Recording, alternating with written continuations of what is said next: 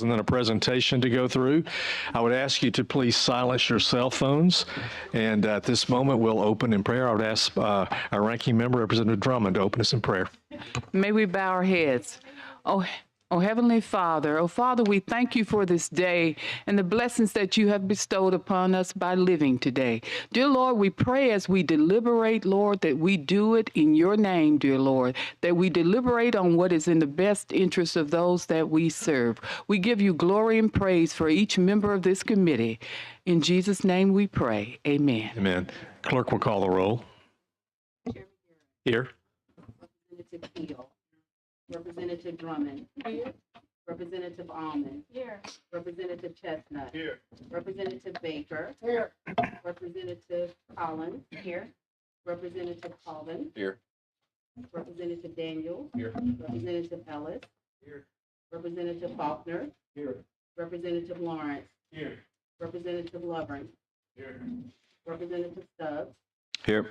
Representative Wood. Here. 15 members answering the roll. Quorum is present. Thank you for everyone being here today. We have a couple of visitors. I would call on Representative Lovern to introduce your guest. Thank you, Mr. Chairman. I'm honored to have a page with me this week. If you'll stand up, I got Emma Presley Jackson. She's a senior at Auburn High School. Glad to have her with us this week. Welcome. Representative Stubbs, you also have a guest? Yes, I also have a page with me. Her name is Carly Jackson, and she is a student at Victory Christian Academy in Millbrook, Alabama. Thank you. Welcome. Thank you. Before we get into the agenda, there are a couple of things I want to mention. One is we did receive yesterday the budget from the governor. As you know, the education budget this year will start in the Senate and then move into the House once the Senate passes it. Senator Orr and I are already working together to kind of look at the process and assessing it. We received it yesterday afternoon, so we're still sorting through everything in the proposal. We're certainly going to assess how we can return money to our taxpayers. One could be a rebate. We also, I know, are going to entertain several discussions about various tax cut bills, maybe some tax credit bills. We'll certainly assess those as a committee. We'll move forward through that. We know we expect to see some legislation proposed regarding a variety of ways to address grocery tax elimination or adjustments, and so we'll consider those. So we're happy to have the budget, having something to work with. We'll be working the next few weeks to get our arms around it. Of course, we'll be on break next week. So that's where we stand on the budget. The other thing I want to mention is I went over the rules last week for the committee meeting for the benefit of new members. I want to clarify 2 points. One, I didn't mention, one that just came up last week. There was some confusion about amendments. Some committee chairmen, I think, are requiring that amendments be presented prior to committee meeting. I'm not going to do that. I think as we deliberate, we have discussions, we can bring up amendments, so I'm not going to have that rule. We'll deal with that as we come. I didn't mention public hearings. When a bill is filed, a member of the press or member of the media or the member of the public can request a public hearing on the bill. And if they do, then we will honor that and we will have a public hearing, and it will be our practice not to vote on a bill when the day we have a public hearing. We will vote the following. Now, toward the end of the session, I'll reserve the right to adjust that in order to move legislation or get, meet some timelines, but that's our general rule with public hearings. Any questions on that? And so today we have 2 bills, and the honor of our first bill for the session is Representative Collins. Now, she has a substitute, and we have a rule that says we don't entertain substitutes that are presented on the day of the committee meeting. Representative Collins, the rule we have, the operating rule we have, is that you would get the budget, the substitute bill to Karen, our clerk, by Friday afternoon, so the members would have it the weekend. In this case, we didn't get the sub till Monday night, but I believe it's acceptable that we can move forward with the substitute. We've had an opportunity to read the bill. So Representative Collins, you're recognized. Thank you, Mr. Chairman. I appreciate that, and I would have loved to have gotten it to you sooner, but it just didn't move as fast right now. But it is a simple change, and the reason for the change, just to let you know, was that we started wanting to level what the competitive bid minimum was with what cities and counties had, which was the 15 moving to 25,000. But when I got here last week, suddenly they were upping what they wanted, and city and counties were asking for 30, and Public Works was asking for 50. And so that's what we did, is we split the difference to 40, and then I asked for a consumer price index over 3 years so we wouldn't have to keep coming back. So it would be adjusted, and it would be, if someone would like to offer the, I will, Mr. Chairman. Thank you, Mr. Chairman. I would move to adopt the substitute so we can move forward on this bill. Second. Seconded by Representative Drummond. All in favor, say aye. Aye. All opposed? Substitute's adopted. thank you. I just wanted to make sure we were speaking on the correct bill. And so if you're looking at the bill, it's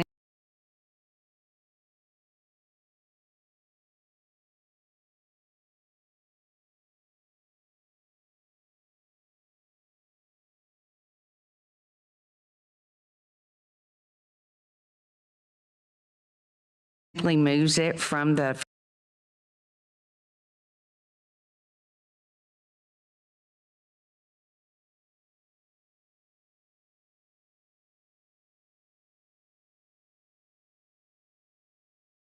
to 40, and then I asked for a consumer price index over 3 years so we wouldn't have to keep coming back.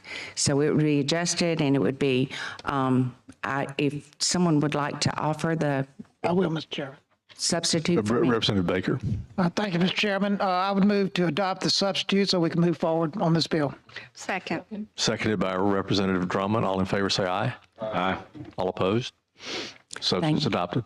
Thank you. I just wanted to make sure we were speaking on the correct bill. And so if you're looking at the bill, it simply moves it from the 15,000 it is now to 40,000. It does that on page 3, on page 6, and then 5 times on page 8, but it's all the same thing.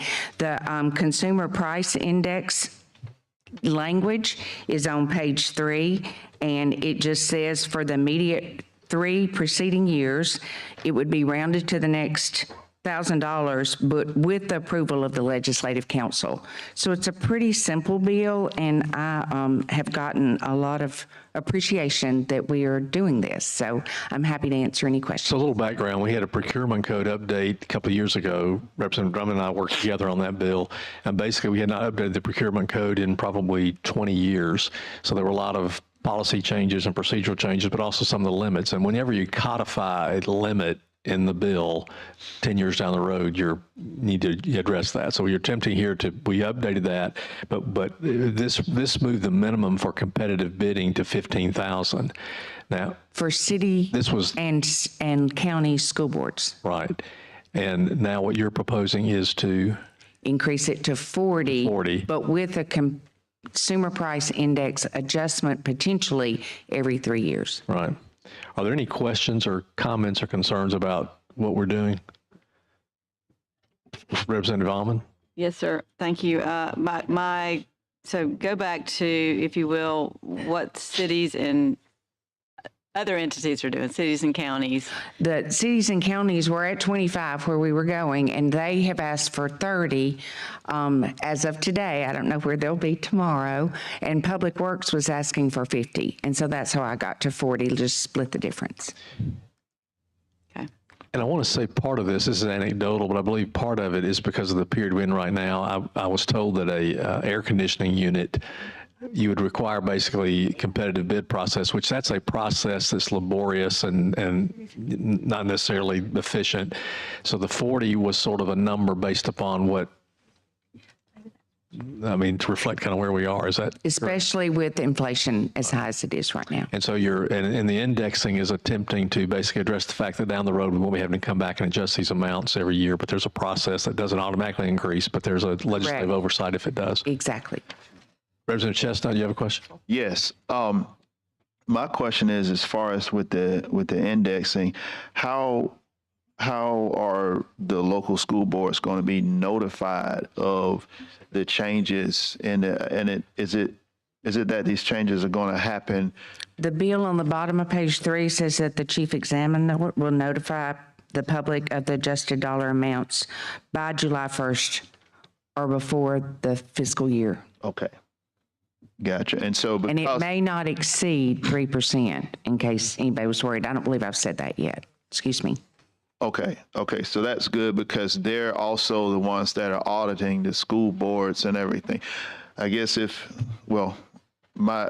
going to have questions for Mr. Ellis on his bill based on that, if it's the same language, because it's a difference, I think, with sometimes with the examiners and how they deal with school boards versus with like municipalities who are able to do it through private auditing firms. So I want to make sure we're keeping everybody consistent and everything. So I think it works perfectly for your bill. So, Thank you. Representative Lovern? No question. Representative Faulkner? Yeah, this is probably something we need to be doing across a lot of areas in the state, based on these amounts that were put in the code and are outdated. And I think this is a great bill, and I would move to give it a favorable report. Thank you. Second. So we're going to continue with questions, so I'll hold off on that, recognize that motion, but we'll come back. Representative Baker? Right, I would just second that motion to to give the bill a favorable report as substituted, right? Sure. Any questions or further comments from committee members? So we have a motion to give the bill a substitute a favorable report by Representative Faulkner, second by Representative Baker. All in favor, say aye. Aye. All opposed? Bill's given a favorable report. Thank you, Mr. Chair. Thank you, committee. Thank you. The next bill is a bill that I have, HB 77. And what this bill does, last year we took the estimated sales tax payment requirement threshold from $2,500 to $5,000, which meant last year's businesses that are under a certain amount of income, if you would have to submit a monthly sales tax payments. You would be required to make monthly sales tax payments of, and if the amount due was $5,000, it was $2,500, moved to $5,000, and that was something like $750 million in sales. So it was kind of a deal that was helping try to address small businesses. We've now come back, and the Revenue Department is in support of this to basically increase that threshold from $5,000 to $20,000, and that would mean that additional 3,100 sales tax licensees would no longer have to make monthly estimated sales tax payments. There's no revenue effect net. It's just a timing issue, but it's a bureaucratic type thing, and would be some elimination of some red tape and would help. It would eliminate, the fiscal note says, initially reduce the tax receipts held in escrow by $15.2 million in October, but after that point in time, it's just really a timing thing. So any questions on what this does? Again, last year we moved it from 2,500 to 5,000 as the threshold. Now moved to 20,000. Sounds like a lot. That's 3,100 businesses, but it's, I think, a good move for small business. Mr. Chair, Representative Drummond? at the proper time, I'd like to give the bill a favorable report with an editorial. Anytime that we can do anything to help small businesses, I think this is wonderful. Thank you. I should mention too, yesterday, Small Business Commission had a meeting to endorse the small business packages that will be coming out, and this bill was added to that package. So we have a motion for favorable report by Representative Drummond, second by Representative Collins. Any other questions or comments? All in favor say aye. Aye. All opposed? Bill's given a favorable report. Thank you very much. I'm going to move down to the next part to present my presentation. It's not going to be near as exciting as last week's solar system that I did. I did have a lot of comments on but this was the first part of the presentation last week where I explained sort of the budget process. Today, what I want to do is talk to you, and I'm going to move down front.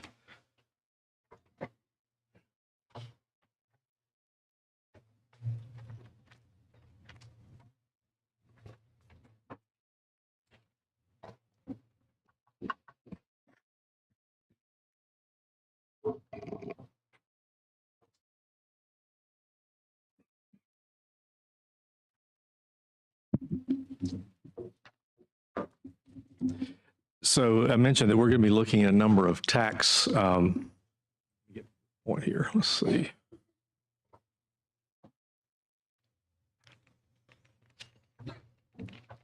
Okay. So we're going to get to a point where we're going to be looking at a lot of tax policy and some tax bills.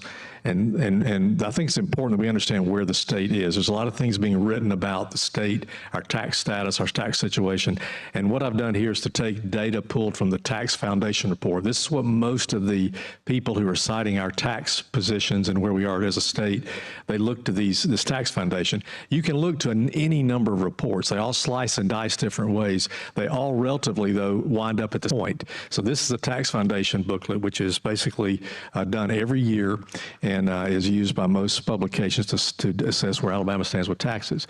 What I've done here is take every chart in that book and we've plotted it against the other 50 states. And I've highlighted on here how Alabama compares to Florida, Georgia, Mississippi, Tennessee, and Texas. Texas tends to be a state we like to benchmark against some of the things they do fiscal policy basis.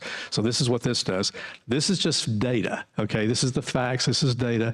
We can take the data and then make decisions going forward.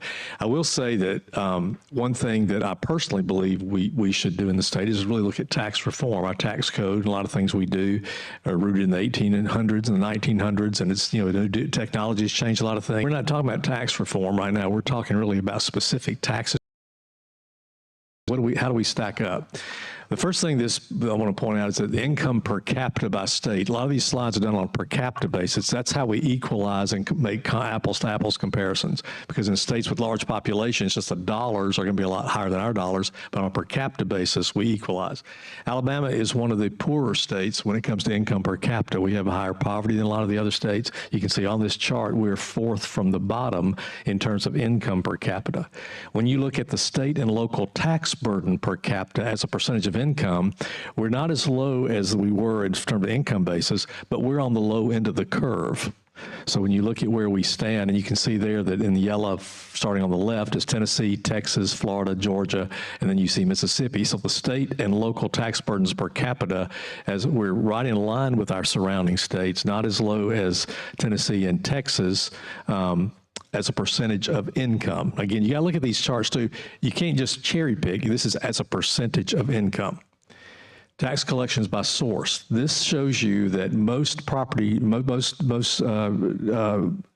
the average state in the United States collects about 30%, 34% of their revenue from property taxes, another 24% or so from sales taxes, that's in the orange, another about 24% from income tax, a smaller percentage from corporate taxes, and then a pretty big swath there from other taxes, which I'll delve into.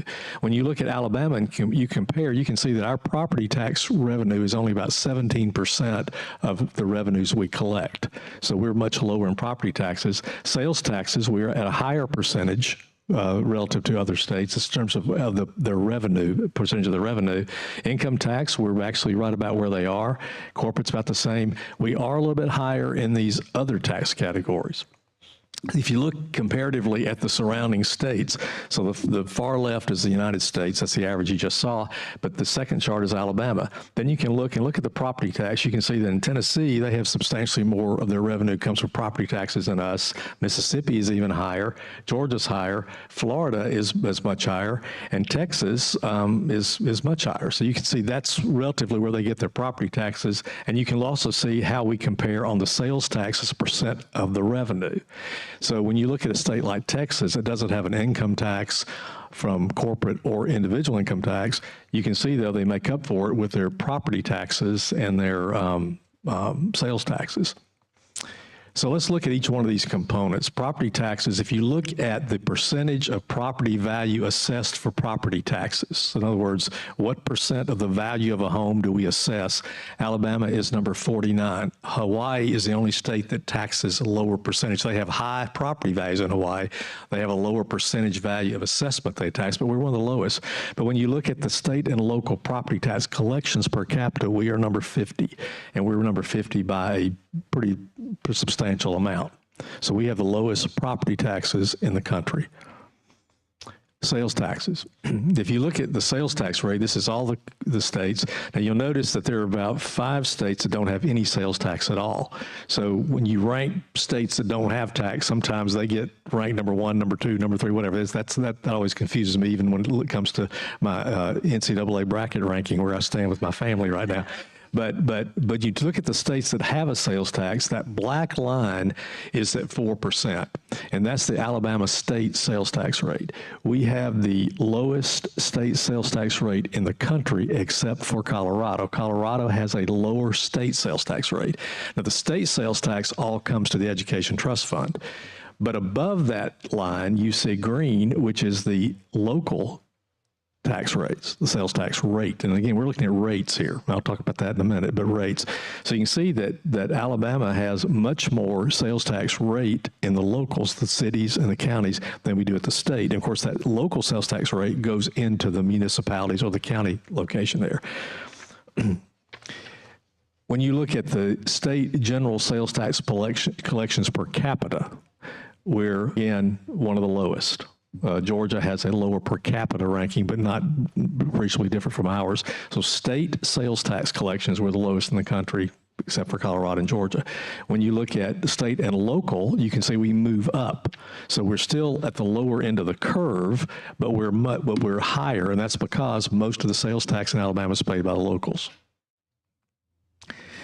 Individual income taxes. Some states don't have individual income taxes, and you can see those are over there. 3 of our surrounding states, Tennessee, Florida, and Texas, do not have income tax.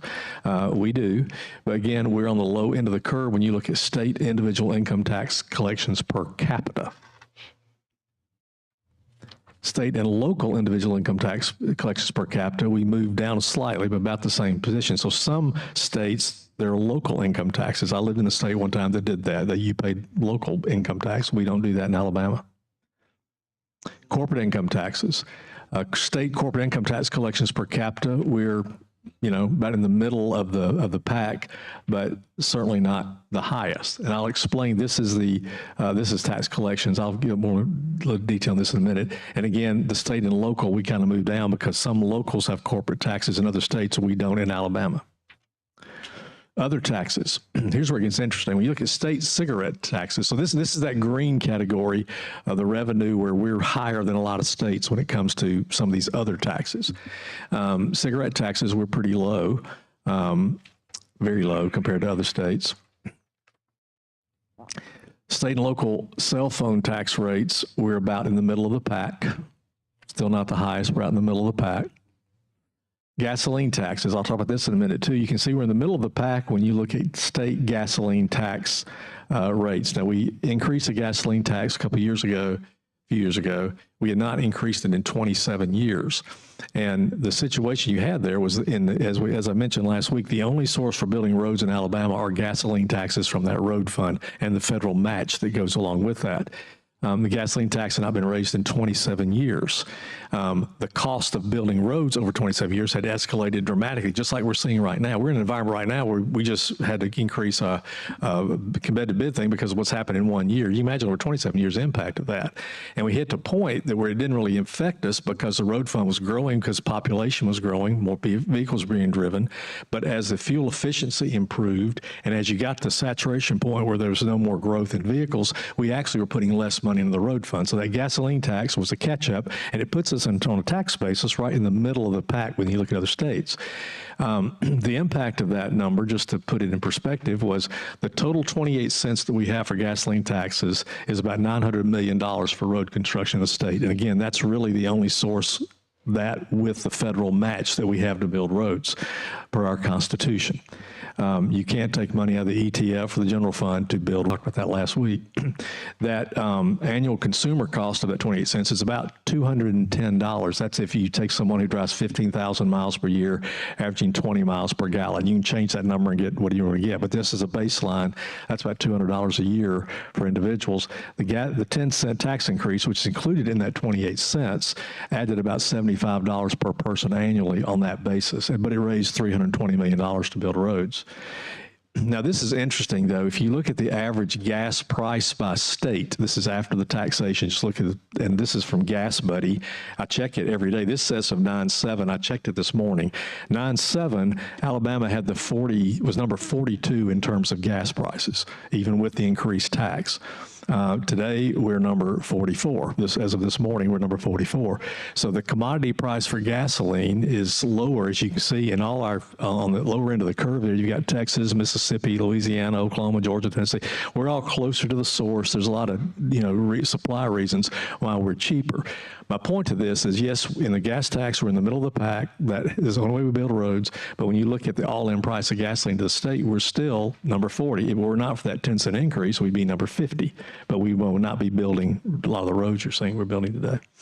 The other thing that's interesting, when you look at the state share and local share of spending, of road spending that's covered by the state.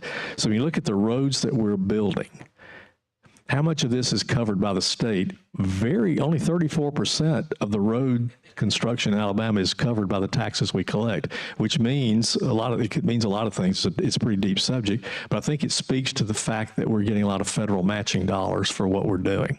So that's a good use of that. But it also points out the fact that were it not for those matching dollars, we're not building roads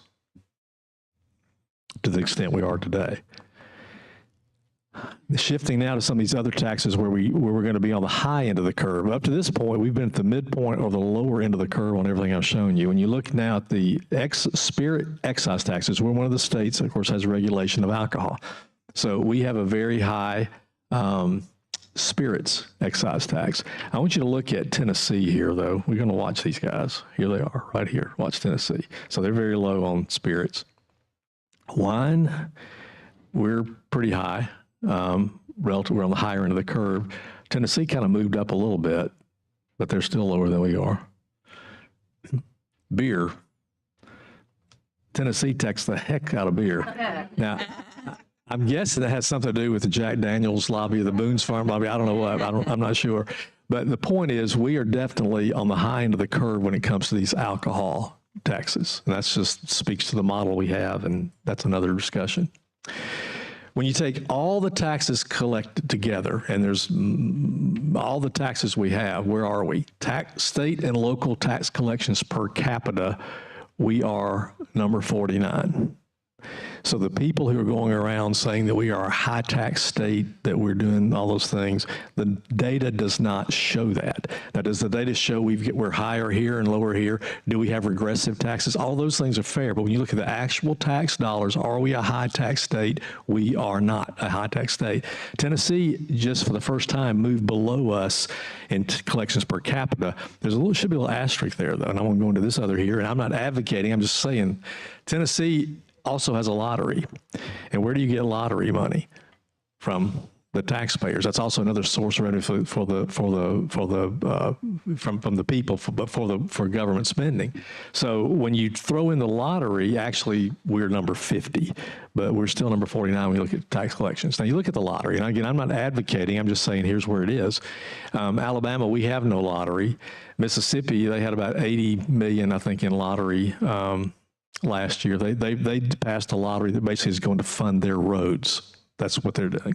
You can see Georgia, Texas, Florida, US. Now this slide is skewed because that shows you there's $26 billion of lottery collections in the country. When you look at the net lottery revenue just for our surrounding states, for Alabama it's 0, Mississippi it's about 80 million, Tennessee about 500 million, Georgia 1.5 billion, Texas 2 billion, and Florida $2.5 billion. So when you look at the tax structure and you look at where these other states stacked up, they have that, then they also have this, which we don't have. Debt. When you look at the debt per capita and you look at all the states, we are on the low end of the curve as far as debt per capita. When you look at state and local debt per capita, we're still at the lower end of the curve. So one thing I want to mention in recent years, we've been several years of consistently, even though we're a low tax state, trying to do some targeted tax cuts to specifically address some places we think are inequitable or trying to drive some incentives. One thing we did was last year, we increased the standard deduction and exemption for taxpayers who made less than $50,000, trying to give some tax relief for that end of the income spectrum. And we did that last year. We exempted $6,000 per person for people over the age of 65 who are withdrawing from defined contribution plans. So in Alabama, if you have a pension plan, defined benefit plan, you don't pay Alabama tax on that. But if you have an IRA or things like that, you did. We last year made it up to $12,000 a couple, where that is not taxable to retirees. We eliminated the minimum business privilege tax minimum last year. We made a change that addressed 75% of small businesses. We exempted the first $40,000 of business property tax from taxes. We exempted all the federal money that came through COVID and the CARES Act and whatnot. We reduced unemployment compensation payments from 6 months to 13 weeks, which, and also increased along with the job search requirement. And as a result of that, our unemployment fund, as a result of that, and also what's just gone on in the world, our unemployment fund has moved from a Schedule D to a Schedule A, which is saving tax businesses, small businesses in particular, 150% in taxes. That's pretty dramatic. We changed the apportionment calculation. This gets into the weeds, but basically, prior to that change a couple of years ago, if you had a business and you were located in Alabama and you sold out of state, you paid more Alabama taxes, tax on your Alabama income, than someone located out of the state that sold into Alabama. We reversed that so that if you're in Alabama, you're paying less tax. We provided some workarounds for some of the things that were done at the federal level. All that to say, we've made some chipping away of changes. Last year, there was about $180 million in tax relief. So if you look at today, we have the lowest property taxes in the country, the second lowest state sales tax collections, second lowest state sales tax rate in the country.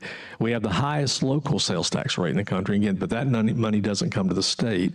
We also have, we're high in alcohol taxes and fees, middle of the tier on gasoline taxes, but we have one of the lower gas prices in the country. Again, today we're number 44. We have no gaming revenue, and we do have constitutional constraints on what we can do to change some of this. Some of these things require CAs, and that's another story. When you look, though, at some more comparisons I think was interesting, you have to look at, you hear a lot of things that people write about, well, Florida just cut taxes $1 billion, or Florida did this or that, so what does that mean to Alabama? So what I've done here is you look at the population of Alabama, Florida, and Texas. We're 5 million, Texas is almost 30 million. You look at our budget expenditures, and this is, again, from all sources, and not just what we appropriate, but from what these would be consistent numbers here. You can see that $150 million in Alabama is the equivalent on a budget basis to $650 million in Florida and almost $900 million in Texas. So, or you go to the far, $1 billion. $1 billion in Alabama is $4.3 billion in Florida, 5.8 billion in Texas. My point here, which is a simple point, but it's just trying to illustrate that if Florida cuts taxes, if Alabama cuts taxes $1 billion, then that would be the same as if Florida cut it $5 billion, and they're not doing that. So that's the point, is just be careful when you look at numbers, what are you really comparing? The other thing is when you look at income tax, all these things show, and I'm not defending the rates or whatnot, I'm open to all changes, but I'm just saying that look at the facts.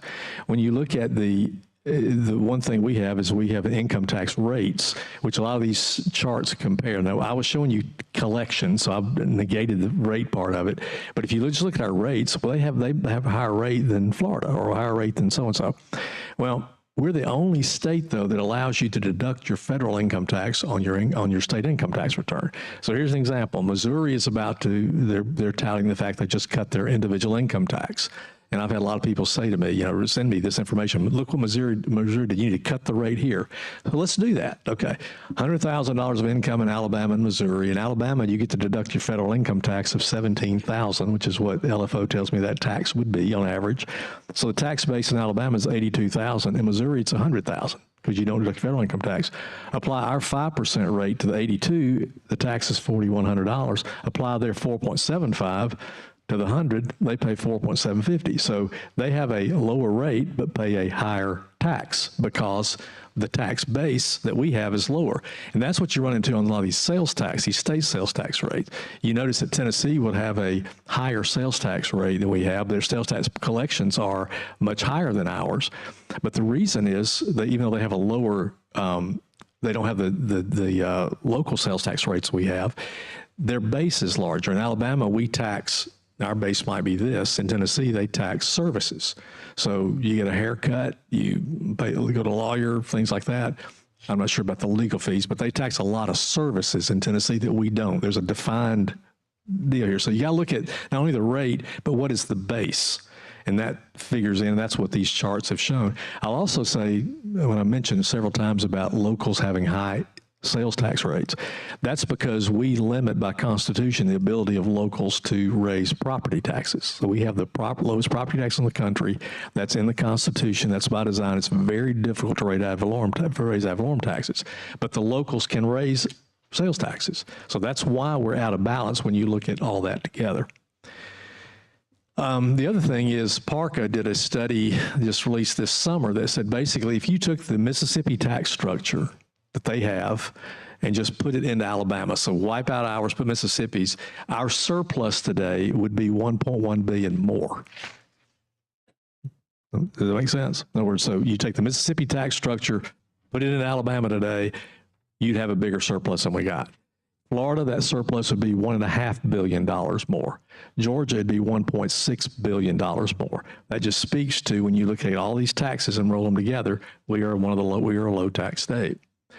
This is something you can't really see here. You can see it in your packet better, but this is the stress test that Moody's did, which basically said if we take the rainy day reserves that people have, the budget reserves people have today, and you model a moderate recession, how would that state fare? And so when you look here, you can see based upon the surpluses we have, because every state has a surplus right now because of this COVID. We're not unique because of the COVID federal money that came in a variety of reasons. We all have surpluses. $60 billion came into the state that's never come in before. We have a surplus. But when you look at where we fare in terms of everything, and in Alabama, here's Tennessee, here's Florida, here's Texas, they actually have larger surpluses than we have. Georgia has less of a surplus. Mississippi is down here. They have a very low surplus. When you model a recession, Alabama comes out right in the middle of the pack. We start out with about 27% of reserves. Moderate recession, they're saying we wind up with about 13%. Florida would wind up with about 27% reserve. So there's a lot of things going on in those states, but actually our surplus compared to other states and how we would fare compared to in a recession, we are in the bell of the bell curve. So in other words, some of these states, Georgia and Mississippi, if there's a moderate recession, get down here pretty tight. Mississippi's underwater. Some of these other states are underwater. Georgia's getting close with their reserves. We're right there in a sweet spot. So that speaks, I think, to some of the budgeting, some of the taxing, some of the, when you look at the all-in picture, the debt, all that we've done, it's really a pretty responsible place where we are. I'm going to skip through these third-party comments because you hear a lot of people that say they cherry pick and will say that, you know, we have the highest, nobody pays more taxes than we do in sales tax. Well, that's partially true. We have the high rate, as I showed you, but when you look at the dollars, that's not the case. So I'll skip through these. Y'all can read those. But I do want to mention one other point that comes up a lot is the business climate. So you hear people say that Alabama is number 41. The Tax Foundation report here says we're number 41 in business climate. Well, I'm sitting there going, how can you be the lowest tax state? How can we see all the business investment we see in the state and you be number 41 in business climate? So when you look at the Business Climate Index, the Tax Foundation says it's an indicator of which states' tax systems are most hospitable to business and economic growth. This is important. The index does not purport to measure economic opportunity or freedom or even the broad business climate, but rather the narrower business tax climate, and its variables reflect this focus. So for example, if you have an income tax, they say that's not favorable, and we weight that and we ding you. So that's what they're looking at is the structure. They actually looked at the weighting, and the way they do it, they have a hierarchical structure where they build from 5 components which are not weighted equally. They weight individual income taxes. If you have that, that's a 30% rate. So if you don't have that, that's you go in the game, you know, ahead. Sales tax, 23% factor, corporate tax, 21%, property tax, 15%, unemployment, 9%. So basically, we're the lowest property tax state in the country, but they weight that the lowest factor, you know, so we get the least benefit from that. Also, when you look over here, the weighting improves explanatory. This is what they say about it. So everybody's saying the Business Climate Index tells you how competitive we are. They say that this weighting improves explanatory power of the State Business Climate Index as a whole because components with higher standard deviations are those areas of tax law where some states have significant competitive advantages. Businesses that are comparing states for newer expanded locations must give greater emphasis to the tax climates when the differences are large. On the other hand, components in which the 50 state scores are clustered together, closely distributed around the mean, are those areas of tax law where businesses are more likely to emphasize tax factors in their local decisions. That's a very academic exercise. This is an academic analysis of the tax structure. And they basically say that based on this structure, we're number 41 in the country in business climate. Now, I look at all the investment we have in the state. Now, some of that, to be candid, we provide tax credits that overcome some of the, when you compete with other states, we provide tax credits, which come through this committee. Those have a lot of factors here. But the business climate, we're number 41. But if you look at their report, the best business climate in the country is Wyoming. The second business climate is South Dakota. The third business climate is Alaska. Florida slips in there. Then Montana, New Hampshire, Nevada, Utah. You see my point. I mean, those are places where nobody lives, where there's no business investment, and this analysis, though, is an academic, and I'm not dismissing it for that component of it, but to say this indicates that we are not a business-friendly state is just not true. We're about to come before our committee, the Growing Alabama Act, all the things we're doing, the Jobs Act. Those are things we do proactively to make Alabama a friendly environment, even though we already are one of the lowest tax states in the country. And when you look at their tax ranks, I showed you we're the lowest. Well, you can see here we're higher up the curve because they give a low weight to the property. It's math. So anyway. What's the point to that? My point is to say there's a lot of noise out there about how high tax we are. We have to cut taxes because our people are penalized compared to other states. The data doesn't show that. I'm not saying we shouldn't reduce taxes. I'm all for tax reform. I think a lot of these things are coming through the committee. I'm going to support and maybe even sponsor a few of these things. But we've got to do things in a measured basis. And I think what we've done up to now, when you look at the state financial condition, is we are not the largest surplus, we're not the least surplus, we're right there in the middle with a state that has higher poverty and one of the lower income tax levels in the country. Now, that's my sermon for today. Any questions, Representative Faulkner?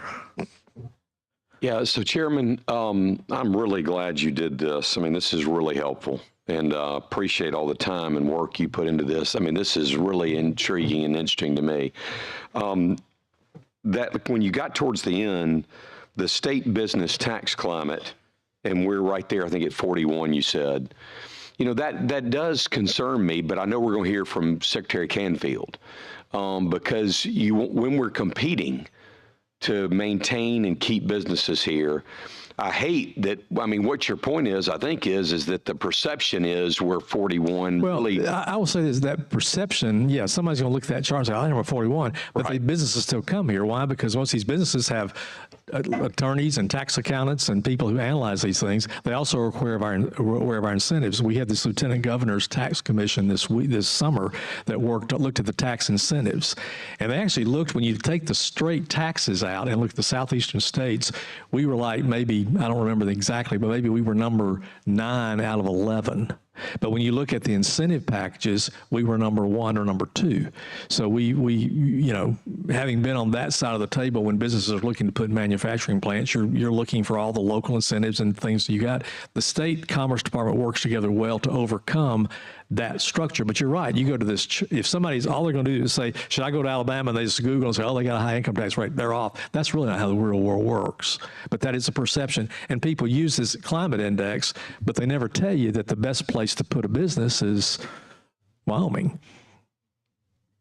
Yeah. Which is disingenuous, I think. But do you think there's any, I mean, I hate that even on the perception Well, for example, like corporate income tax. All right, now you could, here's the Constitution of Alabama says that the state income tax shall be no more than 5%. We could lower the income tax by bill. The Constitution says the corporate tax rate shall be 6.5%. If you want to lower the corporate tax, then you have to go to constitutional amendment. Now, again, that 6.5% is not really accurate because you get to deduct your federal income tax out of that, and that 6.5 is really more like a 4.75, whatever like that, if you pay tax. So that's a nuance that, on a chart may ding you, but that's why when you look at the collections, that's why I looked at the collections per capita. That shows you what the dollars are per capita, what it means to individuals, individually, not just the rate, because you can get misled by that. Representative Drummond. I hope I'm asking this question correctly, because this is good information I like the moon and the stars last week, so. But this is really great information. But if you can share with me offline, and I don't know if you have it or not, because I am more interested in these states that, well, let's say that you say that they're bluer than New York and whatever else, but these states, these southern states, I want to look at the poverty rates of those states. Are we keeping our citizen poor? I know that's a pretty loaded question, but that's terribly important because we can bring, and I am so for bringing industry and economic development, and even I'm like you, I'm probably in favor of all of these incentives, but I'm looking at, are we empowering our constituents or our citizens, or are we keeping, because the poverty rate here in Alabama is pretty staunch. So. One thing I will say, too, that in other states right now, every state that has a property tax is enjoying a windfall of sorts because property values have just gone through the roof. So where $100,000 was a value of a home, several years ago, now it might be $300,000. Well, as that goes up, their assessments go up. And so the property taxes everywhere, collections are more than they were. And for states that have high property taxes, they're a lot more. That's where a lot of their extra surplus comes from. So they can actually go over here and reduce another tax or have a little more freedom there, because we all remember we're number 49 when it comes to the value that we assess, and then the rate we apply is number 50. So even though we do have a windfall right now, it's not the windfall that others have. And for us to reduce, for example, I was at a conference the other day where a speaker said we should eliminate the income tax. Well, that's 65% of the education budget. Now, let's reduce. I mean, I'm all for cutting taxes, but I'm saying if you just take that model, but the states that don't do that get their revenue somewhere else, right? And so that's what we're showing here. We have what we have. These are what the dollars are. This is what the numbers reflect. Do we want to do anything or not? But it's just information you have to basically refute some of the misinformation that's out there. Any other questions? Representative Stubbs. Mr. Chairman, I'd like to just make a brief comment. I certainly appreciate your diligence in putting together this presentation. This is the second time I've seen this presentation from the freshman orientation that we had back in December. But I do want to comment on something that you said at the beginning of the presentation, which was regarding the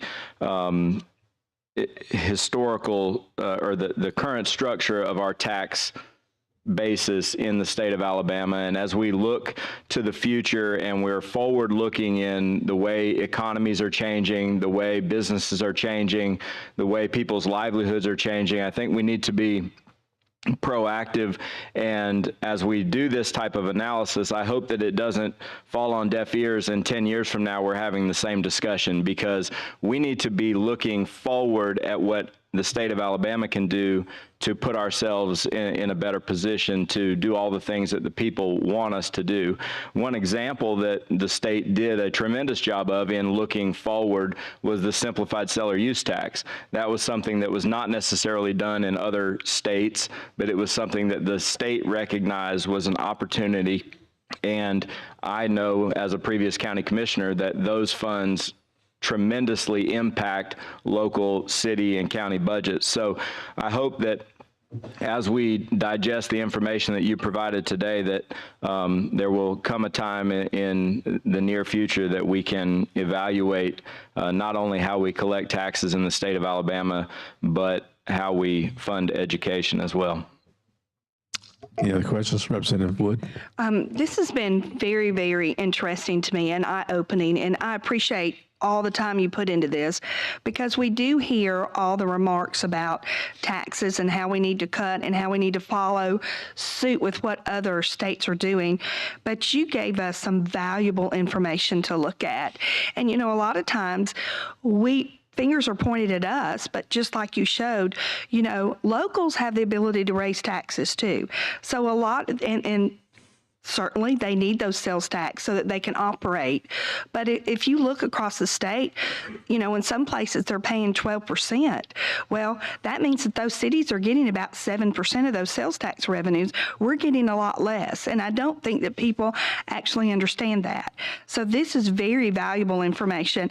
And I do like the fact that you showed us what other states are doing with other sources of income and revenue.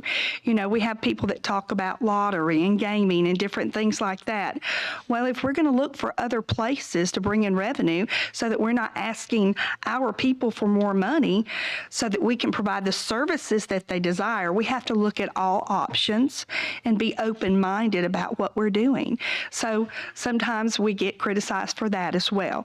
But I appreciate you showing all of this information. I wish everyone would take it and look at it. I do think we do a great job in this state with the revenue we have. And I think that business people like yourself look at ways to make us more desirable for businesses to locate here so that we have more opportunities, like what Barbara was talking about, so that our people can excel and do better. That's what we want. We want more opportunities. Well, two things I want to say. One, thank you, but two things I want to say. One is I'm not advocating, I'm just giving you information today. I'm not advocating or defending or whatever. I'm just saying, here's the information. But the other thing I would say to people who say to me, you know, you need to cut taxes dramatically because so-and-so did it. And then I'm saying, well, we're already number 49 or number 50. So that means we'll just be, you know, I guess we can't be number 52, but we'll be, you know, we'll be lower. And the question then becomes, what services or how do you want to, you know, people will then still expect the same services or the same things that other states have. So there's a point there. I'm not saying we can't be more efficient. We can't better direct our dollars. We can't, I'm not saying that. I'm just saying that these are the facts. And this booklet, you can get one probably from LFO. You probably get one I think they give one out every session. This data has been updated for the 2023 data. So it's pretty consistent with 2022. Any other questions, comments? Representative Chestnut. So I was, I'm aware of some of the, I guess, studies that you were talking about that kind of put Alabama in a certain category and elevated other states who actually have higher taxes. Because I was familiar with, was it Rich State, Poor State? Right. Which was an analysis that was made by a group out of Arlington. And they ranked for the economic performance ranking, I think Florida was number 3. I think we're somewhere in the middle of the pack. And there were 15 factors that they looked at. I'm not exactly sure what all those 15 factors were, but it does appear like we're not doing enough on the tax side. But based on how you presented the facts to us today, I know that that's not, I mean, I don't know what they used to come up with there. Yeah, I heard a presentation recently that I'm familiar with that study as well. And again, they put a lot of emphasis, and a lot of states are doing this, are trying to move away from income taxes, you know. And so when you don't, in today's environment, if you don't have an income tax, that's like the standard that people are kind of moving to right now. Now, again, for Alabama, because the way we are taxed, the way our, you know, that our structure is that we rely on income tax. We make up for it in other places, but that's one thing we do. So I think that's the reformation, the restructuring I'm talking about. We ought to look at as we want to consider. But it gets to be a complicated way. But you're right. The rich state, poor states puts a heavy emphasis on states that don't have income taxes, and they also have that 15 factors, and they all weight them differently. I've looked at some of the weightings. I don't understand, disagree, but it is what it is.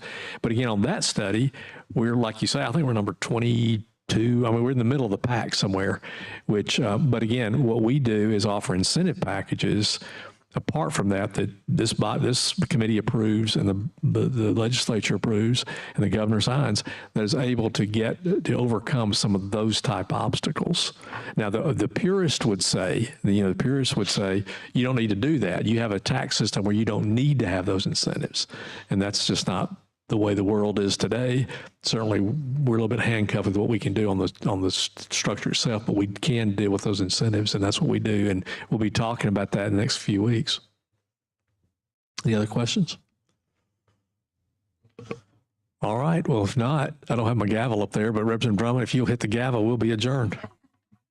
Get this picture. This is wonderful. Thanks.